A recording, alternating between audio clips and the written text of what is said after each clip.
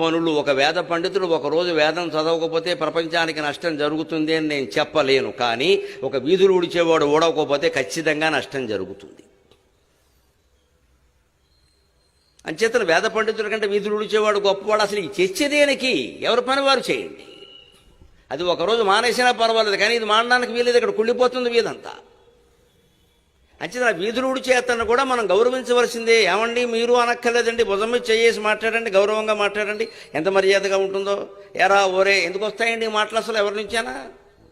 వాళ్ళు ఎలా పడతారు? అందుకే వాళ్ళు ఆ వృత్తులు మానేశారు. మేము ఎందుకు పడాలండి ఇవన్నీ? మేము చదువుకుంటాం, మీకేం చదివేరేంటి? మీకు చదువులేదు, మాకు చదువులేదు, కాలేజీలో చేరితే అయిపోయాయి.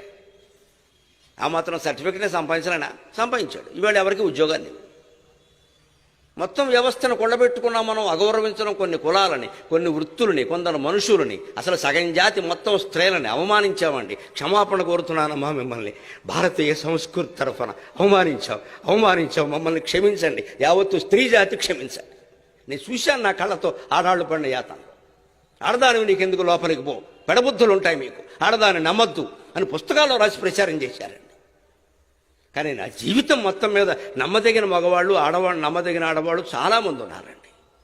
మోసానికి ఆడదేం ప్రసిద్ధి కాదు, మగాడు ప్రసిద్ధే. మరి ఏడిపించుకు తిన్నారే, జుట్టెట్టు కొట్టారే, ఆడపిల్లల కంటే చంపేసినంత పనిచేశారే.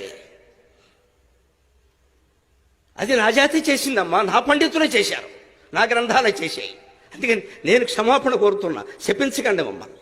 సీతాదేవిని కూడా ఆక్షేపించిన దుర్మార్గుడు మగవాడేనమ్మా, ఆడది కాదు.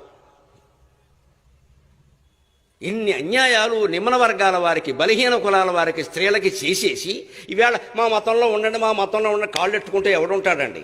సరిగ్గా ఉంటే ఉంటారు అందరూ కూడా. జరుగుతున్న విషయం అది, గుండె బద్దలవుతుంది గుర్తొస్తే విషయాలన్నీ.